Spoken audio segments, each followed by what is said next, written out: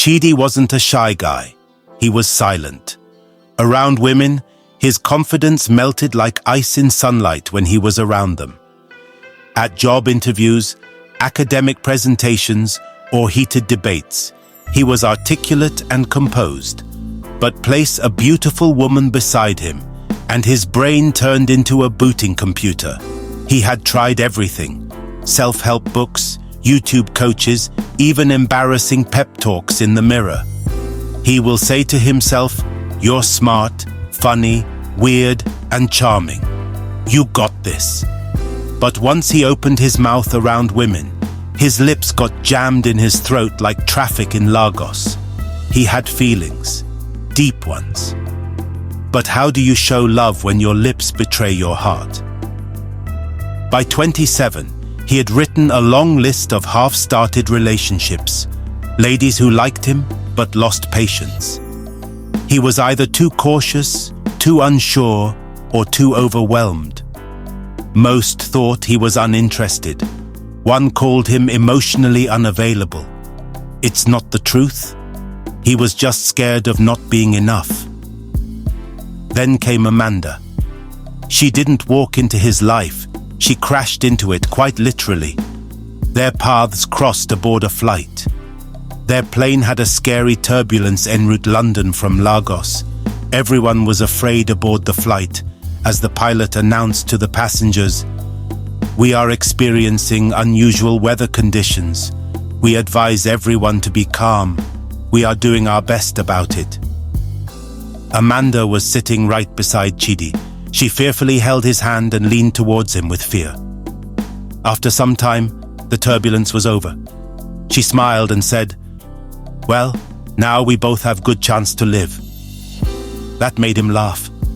A real one, not the awkward, timid chuckle. Amanda was different. She didn't wait for him to start conversations. She talked freely and listened patiently. When Chidi's tongue tied itself in confusion, she gently untangled it with humor and kindness.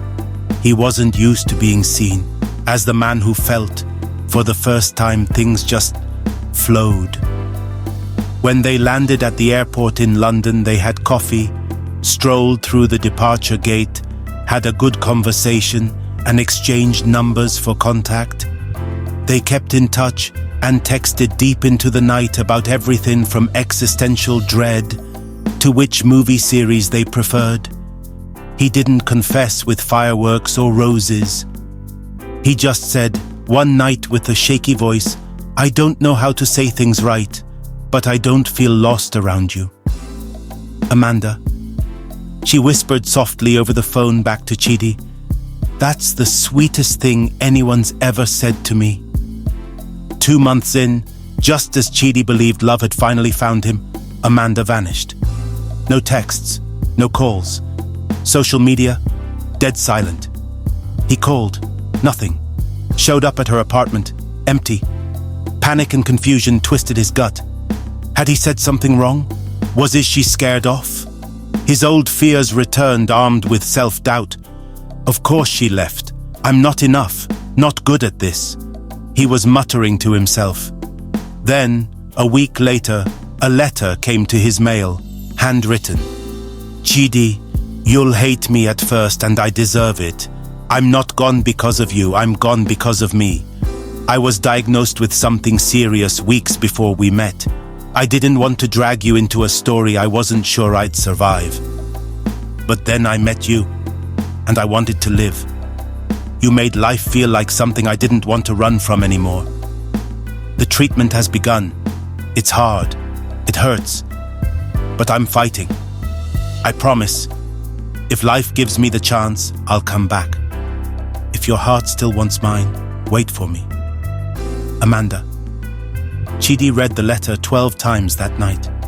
He cried, like the kind of crying he hadn't done since he was a boy. Loud, ugly, honest. Then he calmed himself and became expectant. Weeks turned into months. Holidays passed. The seasons changed. He wrote to her on her social media account every week, not knowing if she'd ever read them. He told her about his days, his time at work, the books he read. He wrote because it made him feel close to her. Then one quiet evening, a year later, there was a knock. He opened the door, and there she was, thinner, paler, but smiling, whole, alive. She held the letters Chidi had written to her in one hand and her bag in the other. "I told you I'd come back." Chidi didn't stutter. He didn't freeze. He dropped to one knee on his dusty welcome mat, with tears of joy flowing down his cheek, a simple one he'd kept close for months, and said, "I waited. I loved. I still do. Will you make me stumble over my words forever?" Amanda smiled through tears. "Yes," she whispered.